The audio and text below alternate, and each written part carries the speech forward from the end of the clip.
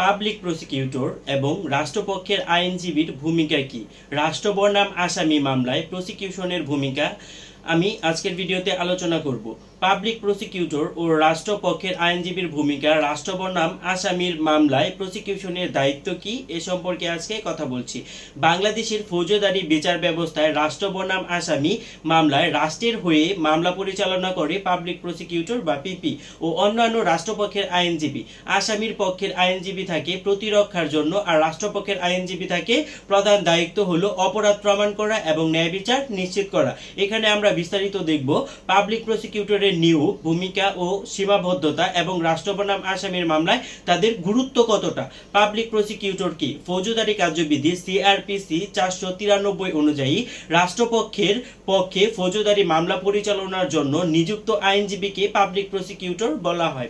জেলা পর্যায়ে জেলা প্রসিকিউটর, মহানগরে মহানগর প্রসিকিউটর এবং বিশেষ ট্রাইব্যুনালে বিশেষ প্রসিকিউটর নিয়োগ দেওয়া হয়। এছাড়া অ্যাসিস্ট্যান্ট পাবলিক প্রসিকিউটর এবং স্পেশাল পাবলিক প্রসিকিউটর থাকেন। রাষ্ট্রপক্ষের আইনজীবীর মূল ভূমিকা কি? রাষ্ট্র বনাম আসামি মামলায় প্রসিকিউশনের কাজ হচ্ছে রাষ্ট্রের প্রতিনিধিত্ব করা।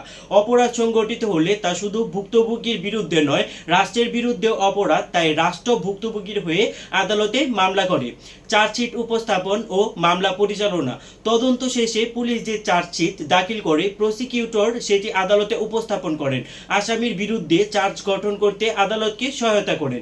সাক্ষ্য প্রমাণ উপস্থাপন। সাক্ষীদের হাজির করানো ও আদালতে জেরা করানো, কাগজপত্র ও ফরেনসিক রিপোর্ট, মেডিকেল রিপোর্ট আদালতে পেশ করা হয়। আসামির দোষ প্রমাণ করা।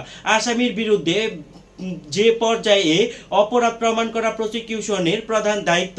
সাক্ষীদের কার্যকরভাবে উপস্থাপন ও জেরা করে আসামির অপরাধ প্রমাণ করা হয়। ভিকটিমকে সহযোগিতা করা। ভিকটিমকে আইনি সহায়তা ও পরামর্শ দেওয়া এবং বিশেষ করে নারী ও শিশু নির্যাতন, অ্যাসিড নিক্ষেপ বা ধর্ষণ মামলায় ভিকটিম সাপোর্ট সেন্টারের সাথে সমন্বয় করা। রাষ্ট্রের ন্যায় বিচার নিশ্চিত করা। প্রসিকিউটর কেবল আসামিকে শাস্তি দেওয়ার জন্য নয়, বরং ন্যায় বিচার নিশ্চিত করার জন্য কাজ করেন। আসামি নির্দোষ প্রমাণিত হলে নির্দোষ ঘোষণার ক্ষেত্রেও প্রসিকিউটরের দায়িত্ব থাকে সত্য এবং তা তুলে ধরা। আইনের ভিত্তি হচ্ছে ফৌজদারি কার্যবিধির 1898 এর ধারা 493 থেকে 494। পাবলিক প্রসিকিউটরের নিয়োগ বিধি থাকবে সংবিধানের 22 ও 31 অনুচ্ছেদে ন্যায় বিচার পাওয়ার অধিকার। সীমাবদ্ধতা এবং চ্যালেঞ্জ। পুলিশ রিপোর্টের উপর নির্ভরশীলতা, সাক্ষীর অনুপস্থিতি বা সাক্ষী ভীতি, রাজনৈতিক প্রভাব এবং চাপ নিয়ন্ত্রণ করা, সময়পেক্ষ এবং মামলার জট কমানো। রাষ্ট্র বনাম আসামি প্রসিকিউশনের ভূমিকা অত্যন্ত গুরুত্বপূর্ণ একটা বিষয়। পাবলিক প্রসিকিউটর কেবল আসামির বিরুদ্ধে মামলা চালান না, বরং ন্যায় বিচার নিশ্চিত করেন। সাক্ষী হাজির করা, প্রমাণ উপস্থাপন এবং আদালতকে সহায়তা করা এবং ভিকটিমকে সহযোগিতা করা, সব মিলিয়ে প্রসিকিউশনের দায়িত্ব সমাজে আইন শৃঙ্খলা এবং ন্যায় বিচার প্রতিষ্ঠা করা। আমার ভিডিওটি আপনাদের কেমন লাগলো সেটি অবশ্যই আপনারা আমাকে কমেন্ট সেকশনে জানাবেন।